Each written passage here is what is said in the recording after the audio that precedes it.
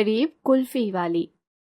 कुल्फी ले लो कुल्फी, ठंडी ठंडी कुल्फी, मलाई कुल्फी, रबड़ी कुल्फी, ले लो कुल्फी।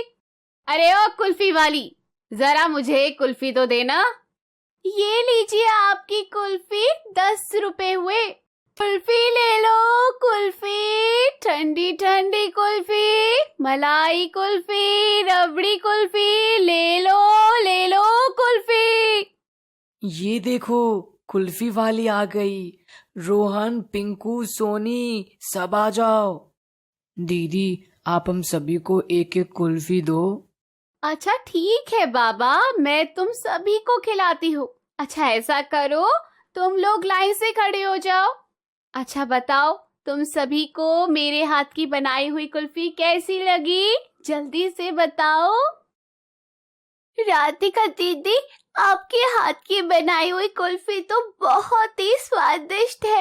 मुझे तो लगता है आपके हाथ में जादू है। कुल्फी की जितनी भी तारीफ की जाए वे कम पड़ जाएगी। हाँ हाँ, क्यों नहीं, तभी तो मैं स्कूल के बाहर छुट्टी होने से पहले चली आती हूँ, ताकि तुम सभी बच्चों को दूध वाली ठंडी ठंडी कुल्फी खिला सकूं। कुल्फी ले लो कुल्फी, ठंडी ठंडी कुल्फी, मलाई कुल्फी, रबड़ी कुल्फी ले लो। राधिका बहुत ही मेहनती लड़की थी। सुबह से शाम तक वह कुल्फी बेचती थी। राधिका में ये कुल्फी बनाने का गुण उसके पिता से ही आया था। पहले राधिका के पिता ही गांव में घूम घूम कर कुल्फी बेचा करते थे, पर बीमारी के चलते ये काम वह छोड़ दिए। अगले दिन राधिका कुल्फी बेचकर राशन लेकर अपने घर पहुंचती है। माँ, पिताजी बहुत दिन से बोल रहे थे ना कि उनको पुलाव खाना है। आज मैं पुलाव बनाने के लिए अच्छे से चावल लेकर आई हूँ। आज पिताजी की पसंद की पुलाव बनाना। हे भगवान, मेरी बेटी मेरा कितना ख्याल रखती है, इतना ज्यादा मेहनत करती है। मैं सब जानता हूँ। इतना ज्यादा धूप में सुबह से शाम तक सिर पर कुल्फी का बक्सा लेकर पूरे गांव में घूमने में कितना ज्यादा परेशानी होता है। काश मेरी तबीयत ठीक होती तो मैं तुम्हें इतना मेहनत नहीं करने देता। पिताजी, आप कैसी बातें बोल रहे हैं? हर माता पिता चाहते हैं कि उनके बच्चे बड़े होकर उनका सहारा बने, तो फिर भला मुझे इस काम में क्या परेशानी होगी? आप ज्यादा चिंता मत कीजिए। ऐसे ही समय बीतता गया। एक दिन राधिका गांव में कुल्फी बेचने गई। कुल्फी ले लो कुल्फी, ठंडी ठंडी कुल्फी, मलाई कुल्फी, रबड़ी कुल्फी, कुल्फी ले लो।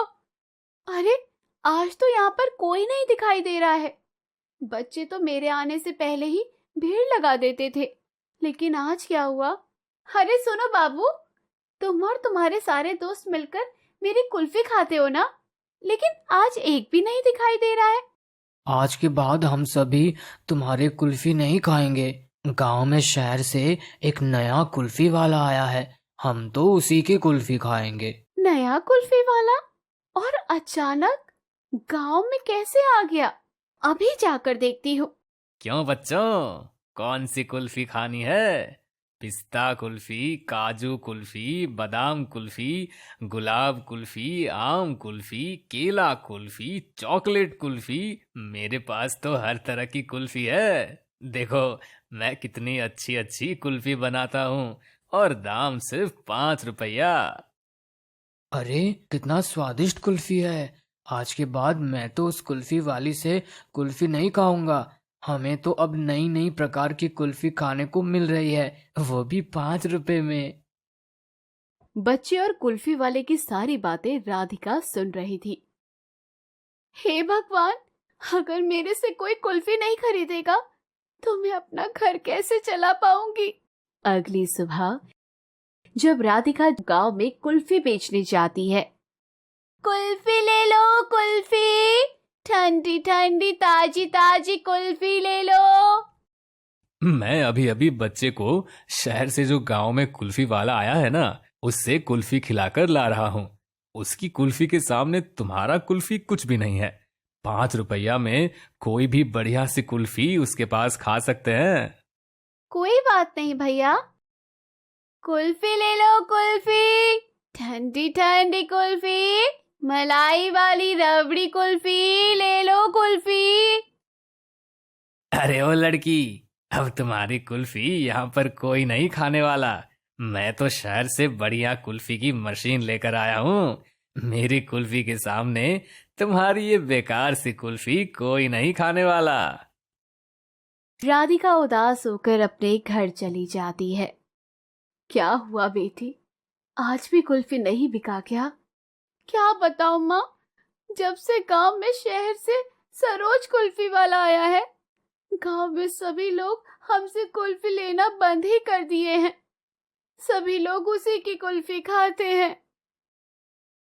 अगले दिन राधिका अपने पिता के लिए दवाई लेने के लिए डॉक्टर के पास गई। तब उसने सुना गांव के बच्चों की तबीयत खराब हो गई है और बच्चों के माता पिता ये समझ नहीं पा रहे थे कि बच्चों को खाने की कौन सी चीज नुकसान कर रही है। देखिए, बासी या पुराने दूध से बनी हुई कोई चीज खाई है, जिसकी वजह से आपके बेटी की तबीयत खराब हुई है। राधिका अपने मन में सोचती है, आज से पहले गांव में तो ऐसा पहले कभी नहीं हुआ। बेचारे बच्चे बीमार हो गए। माँ मेरा इंतजार कर रही होगी, मैं जल्दी से घर जाती हूँ। जब राधिका अपने घर जा रही होती है तो वह देखती है, ये तो सरोज कुल्फी वाले हैं और ये छोटे लाल दूध वाला से क्या बात कर रहा है। ये छोटे लाल दूध वाला तो एक नंबर का बेईमान है। सरोज भाई, मैं आपको बीमार गाय के बासी दूध देता हूँ। कहीं किसी ने पकड़ लिया तो फिर तो लेने के देने पड़ जाएंगे। तुम तो पकड़े ही जाओगे और साथ में मैं भी मरूंगा। आप इसकी चिंता मत कीजिए। गांव के लोग और बच्चे बहुत ही भोले भाले हैं। मैं तो इस दूध से रंग बिरंगे कुल्फी बना देता हूँ। किसी को क्या पता कि बासी दूध है। और हाँ, किसी को कानों कान खबर नहीं होती। और घर वालों को क्या पता कि बच्चे की तबीयत खराब मेरे कुल्फी खाने की वजह से हुई है। बच्चे तो पूरे दिन भर कुछ न कुछ खाते ही रहते हैं। भाई तुम बेफिक्र रहो, हम दोनों को तो सिर्फ पैसे कमाने से मतलब है। अगर बच्चे बीमार पड़ते हैं तो पड़ने दो, हमें बच्चों से क्या लेना देना। राधिका सब बात सुन रही थी। हे भगवान, ये मैं क्या सुन रही हूँ? ये दोनों तो बच्चों की जिंदगी के साथ खिलवाड़ कर रहे हैं। मुझे तो ये बात अभी जाकर गांव के मुखिया को बतानी चाहिए। राधिका मुखिया जी के घर पहुंचकर सारी बातें मुखिया जी को बता देती है।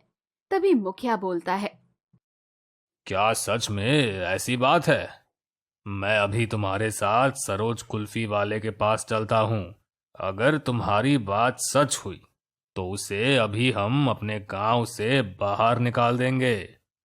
थोड़ी ही देर में सरोज कुल्फी वाले के पास सभी लोग पहुंच जाते हैं। तभी सरोज कुल्फी वाला बोलता है, अरे मैं ये क्या देख रहा हूँ, एक साथ इतने सारे लोग। मुखिया जी आप भी।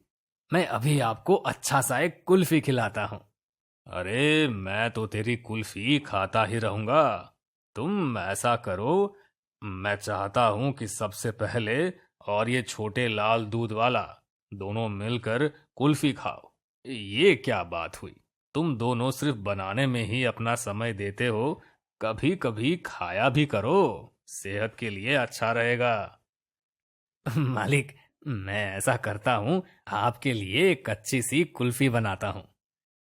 अरे सुनो गांव वालों, तुम लोग देख क्या रहे हो?